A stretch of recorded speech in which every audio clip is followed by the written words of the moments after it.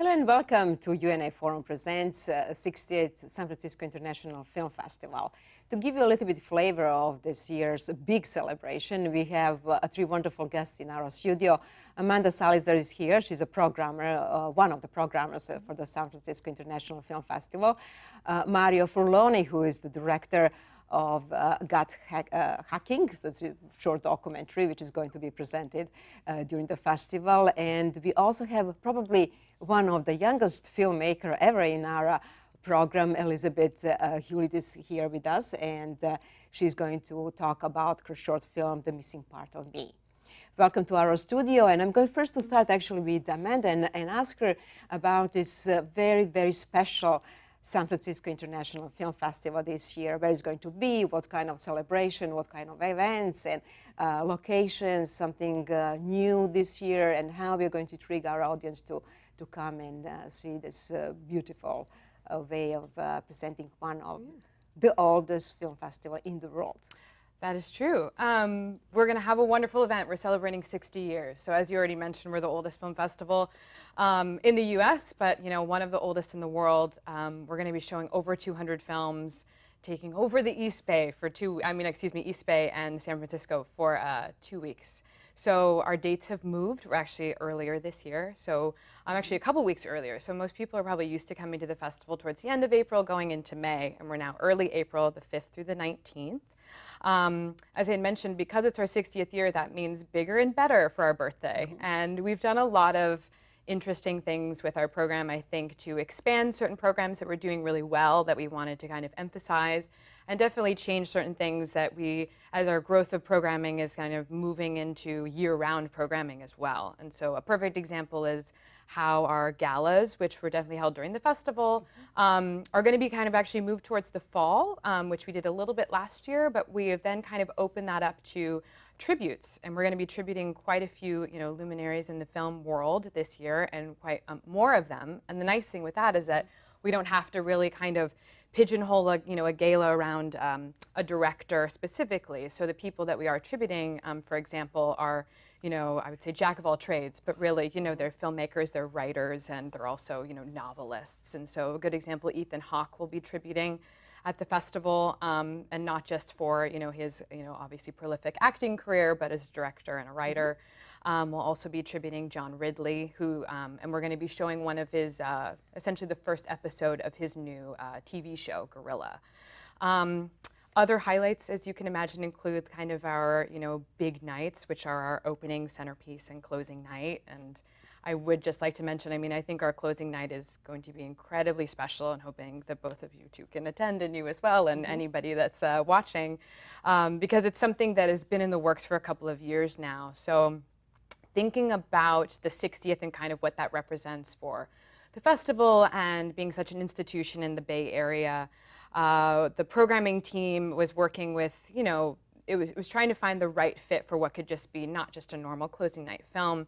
And so, of course, the idea came up, well, why not kind of create something? And then thinking of who could do that, we approached Guy Madden, and he'll be essentially taking the blueprint of Vertigo and recreating it with images and film footage, found footage, all taken from San Francisco, and doing his own creation of Vertigo.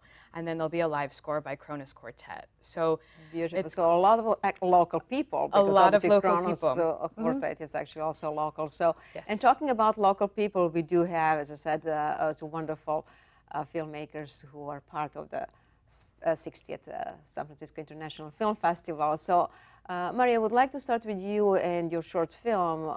The film that you're focusing is obviously bringing a lot of controversial issues, because it's about biohacking in a sense. And tell us a little bit about this phrase, which is kind of appearing in your film. It's becoming now the buzzword, biohacking.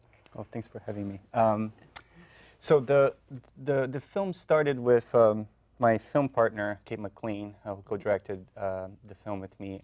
She was in a bio conference, and there was a guy in the back of the room, full of earrings and a punk haircut, booing the speaker. And she was like, oh, this guy seems interesting because the speaker was very boring. So she went and talked to him after, and he said that he was a biohacker. He used to be a NASA scientist. He had left NASA to start his own company, literally out of his garage, and to do experiments on himself, including what he said would be an experiment to try to erase all of the bacteria inside and on his body and replace it with somebody else's in order to cure himself of some pretty severe gastrointestinal issues. And so I'm suggesting to see the insert from the film, Please. and then let's talk more about that, because it's really, really very provoking. So let's see the insert from gut hacking.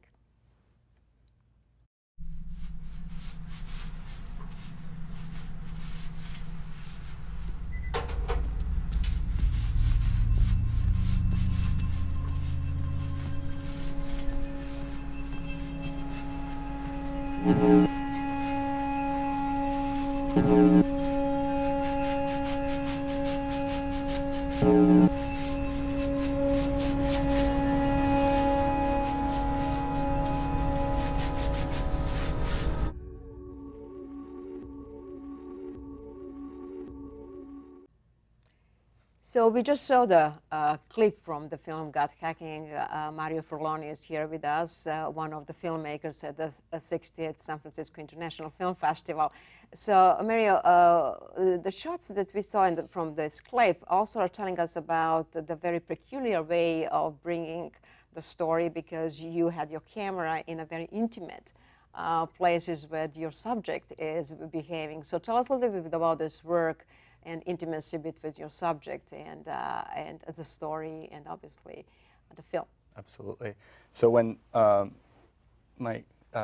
co-director, Kate McLean, found out that he was doing this, right then they had just met. She asked, can I film this? She's a documentarian. It was her instinct. And to her surprise, he said yes. And he is used to doing self-documentation.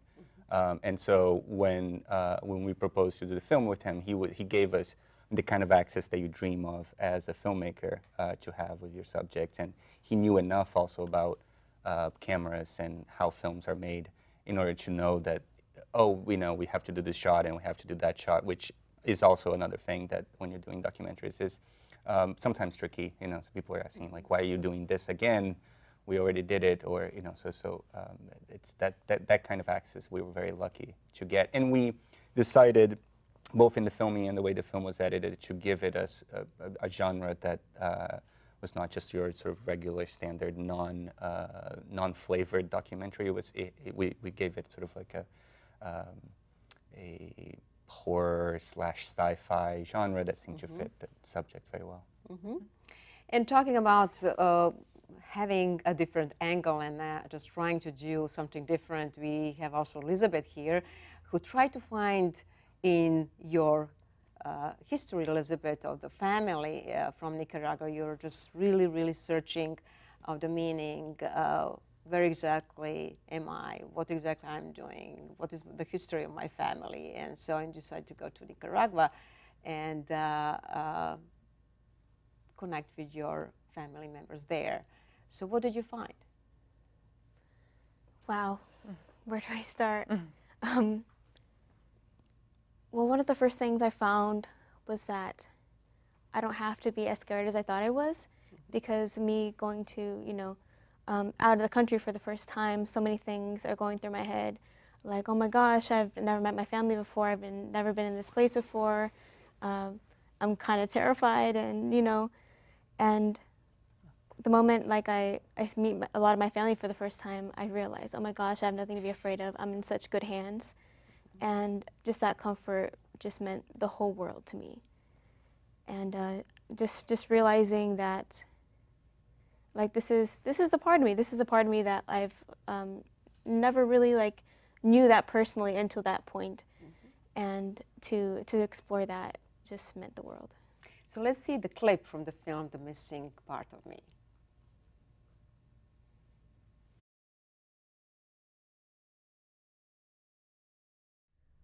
I don't really know what to think or how to feel. Everybody's speaking Spanish. I already feel like an outsider. I'm slightly overwhelmed leaving the country for the first time. I don't know what to expect. I was born and raised in San Francisco, California, and that already makes me very different from the people I will be around for the next 2 weeks. My Spanish is limited. My biggest fear is to not be able to communicate with other people. Suddenly, we are in the sky. The world looks so small, restless. I watch as we pass the cities, like sparkling diamonds.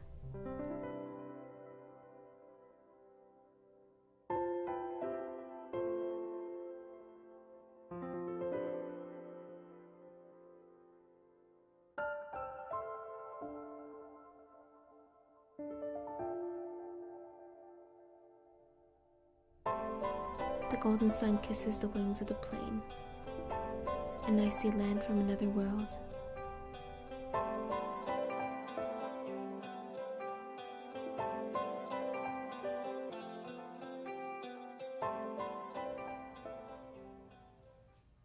So the missing part of me is a short documentary that is going to be presented at 60th San Francisco International Film Festival. The filmmaker is Elizabeth Hewlett, and one of the things is always kind of intimidating, bringing camera in front of your family members and just saying, oh, I'm actually going to have a documentary about you. It's just the camera taking photos, but it's actually you're making a documentary about them. So did you have some kind of small protest? I mean, the people were just kind of not really kind of pleasant with the idea that you're going to shoot a film about them. Mm-hmm. Well, to any filmmaker, that is the first thing that comes to our mind. The people we're going to be around, would they be comfortable around the camera? Because, of course, everyone has the right to not exactly feel comfortable in front of a camera, and a lot of people aren't, which is perfectly natural. Mm-hmm. And so one of the first conversations I had with my family was, hey, like, what do you want to be when you grow up? And I'm like, well, I'm a filmmaker, and that's what I'm studying in school. And, you know, they're like, oh, that's really cool, you know, like, that's really awesome. And so just kind of just starting that conversation really opened them up, being really supportive to what I wanted to do. And so I was doing a lot of filming around the house and stuff, and I was asking, like, is everyone okay with being filmed and whatnot? Of course, like, of course we're going to be very supportive with anything you want to do. And so just having that knowledge just really meant everything to me. And the moment I was putting this project together, that's when my family was like, oh my gosh, I'm so excited. So just having that support just was like a really big sign of relief. Mm-hmm. So thank you, Elizabeth, because obviously bringing the bridge between the local community and the world, this is what the San Francisco International Film Festival is about. So, and I'm going to continue a conversation with Amanda about the program for youth. This is a very celebrating program in the San Francisco International Film Festival for a long time. And tell us a little bit about that, Amanda, and how you bring people like Elizabeth in the program. Well, it's something that's very important to us, and working with filmmakers like yourself that we can hopefully continue to have at the festival for years to come. And a good example of that is actually a film that's in our shorts program that was a youth filmmaker as well, who started there, was, you know, had their film a couple of years ago, and then is now in the shorts program. So it's great to see youth filmmakers develop and also have the experience with a film festival with filmmakers and the industry and press and red carpet and all those things that go with a film festival, but then also the really great kind of like intimate moments that you get to have with your audience, you know, when they're going to be able to ask you questions that you never really thought were going to come up. And I think it's really important for youth filmmakers to know about. So one of our programmers, Keith Wolfer, actually handles that program, and he is actually has a whole education program as well, where he actually brings students and films into classrooms. So, and they range anywhere from, we're talking like elementary up through high school and college as well. So we have a really like built out, I would say, like schools and education programs. So it deals with working with student filmmakers, but then also bringing films into the classroom. So it kind of goes both ways to really expose basically like independent filmmaking to youth audiences. So Elizabeth, how did you actually submit your film? What was the process of submission to the San Francisco Film Festival? And so I was, in the process of making this film, I was part of a film program at the Bay Area Video Coalition called The Factory. And so just being part of that really opened so many doors and having mentors by my side to just give me just the right direction on which to go, and just having them to properly because it's to sign up for a film festival, that's really intimidating because a lot of things that go through my head is like, should I even submit to a film festival, because I'm like really critical with my work, like is this even worthy of being submitted? And of course my mentors are like, hell yes, submit this, you know, like, and so having that kind of support, and that just really helped me through the process. So Mario, do you remember something of this? I mean, do you remember some of those things when you were in Absolutely. I remember actually the first film I submitted, I never heard back. I submitted to like 3 or 4 festivals, and I don't know, like if I probably messed up somehow and I didn't look at the right place or where they responded. But to me, it just went into the ether, and I never heard back, and it was such a feeling of like, it's not even like it was such a crushing feeling. So to have that experience early, to get a film out and to see the experience of the audiences watching, whew, it's gonna be very interesting. Has your family seen it yet? Your family Yes, they have. How was the reaction? Oh my gosh, I just got so many lovely messages, just shared it through Viber, and I'm like, hey, my film is finished. And they're like, oh my gosh, I love it so much, you know, just sharing it, and wow, it's amazing. So that's beautiful that your subject of the film, actually in your case, family, saw the film. How about in your case, Mario? Have you talked? I mean, what was the reaction of the biohacking people? So the subject of the film, Josiah, he watched it, he loved it. He came to the premiere of the film at South by with us, and of course everybody wanted to talk to him after the film, not to us, which is fair enough. He was very interesting. Yeah, so he liked it quite a bit. How about actually what I said before, this division between the scientist and then obviously scientific approach to the subject and the people like your subject of the film? So he is in a strange position or a very peculiar position where he's one of the few people who have the skill set that he has and who is not working either within a big academic institution, a big research institution, or within a big company, right? So, and because of that, he knows he's on the fringes of the scientific establishment, and there's a lot of people who don't like what he's doing, who don't agree with his process, who thinks that science should be done in a different way, in a more contained, in a more official way. So, but obviously this is what documentaries are about. It's actually really opening the discussion and the dialogue. And it's a question for Amanda.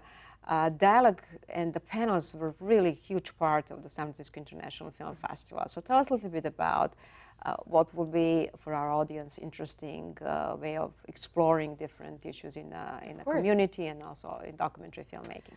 We actually, as you can imagine, with the current political climate, we're also very sensitive to what we're going to be showing, and not sensitive to, I would say, in a bad way, but we're actually really excited about the conversations we're going to be having that are going to enhance what topics are brought up on screen.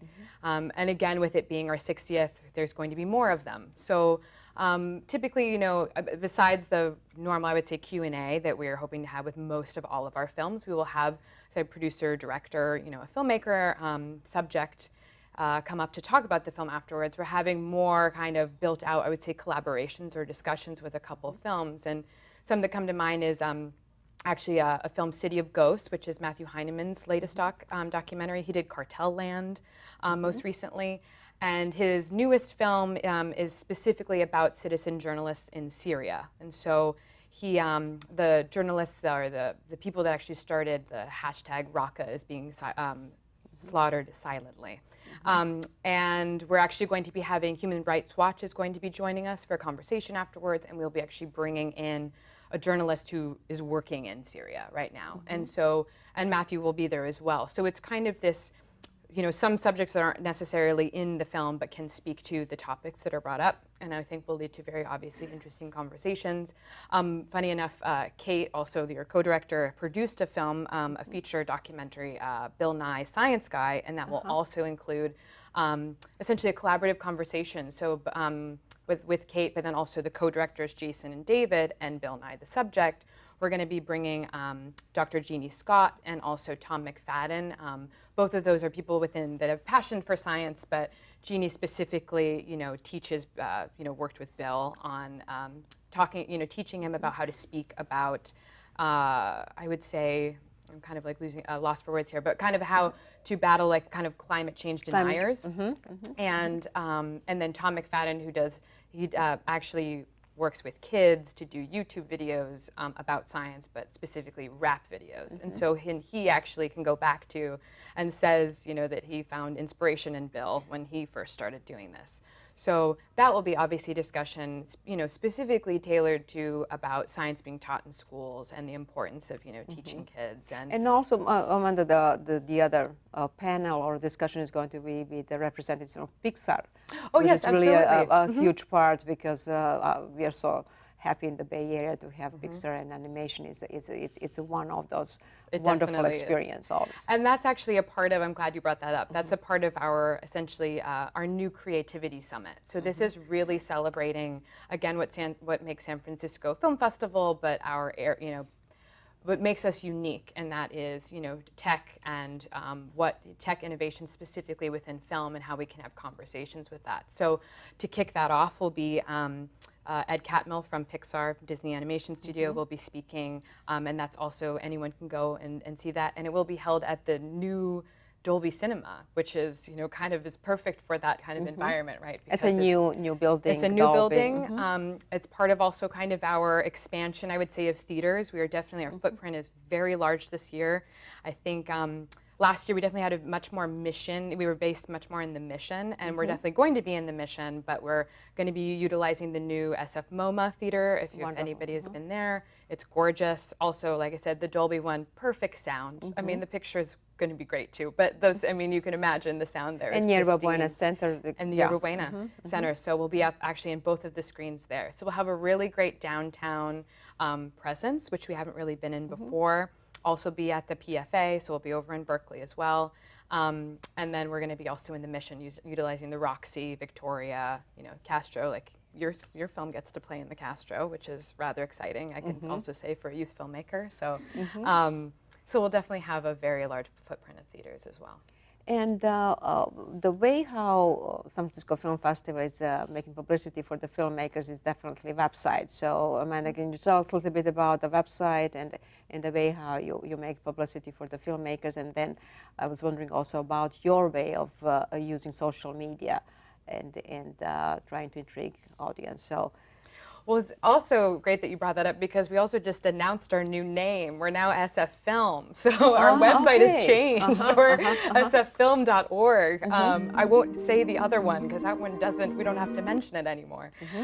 So this actually came about too as a part of our, something we've also been thinking about, and it really we're kind of really embracing a lot of different I would say programs that have just kind of grown bigger than we used to be under the umbrella, I would say, of the San Francisco Film Society. And that we are still the San Francisco International Film Festival. We're going by SFFILM Festival, SFFILMmakers for those people that are a part of our artist services. We have SFFILM Education, and then also SFFILM Presents, which is much more of our film programming through the fall. So we just launched a new website. So yes, there's been a lot of publicity about that as well. And we're trying to make it as easy as possible for people to navigate and buy your tickets online. Of course, if you become a member, which has year-round benefits to us, to you as a film goer, you also get discounts on tickets. But most all tickets are $15, and if you're a member, they're $13. So, and then talking about social media, Mario and Elizabeth, how you're using for your films and make publicity and obviously intriguing the audience to come to see your films. Well, my producer gets very mad at me because I'm very bad at social media. I'd like to do a plug that so Gut Hack is playing as part of a block of shorts, and is playing on the 9th, April 9th at 6 p.m. at the Roxy. and on April 18th at 8 p.m. also at the Roxy in the Mission on 16th Street. So come check it out. But it will be on Facebook. We'll post it on all the social media because my producer will kill me if I don't. Wonderful. And Elizabeth, in your way, so tell us a little bit about how the young people are now, particularly young filmmakers, are trying to use the benefits of social media.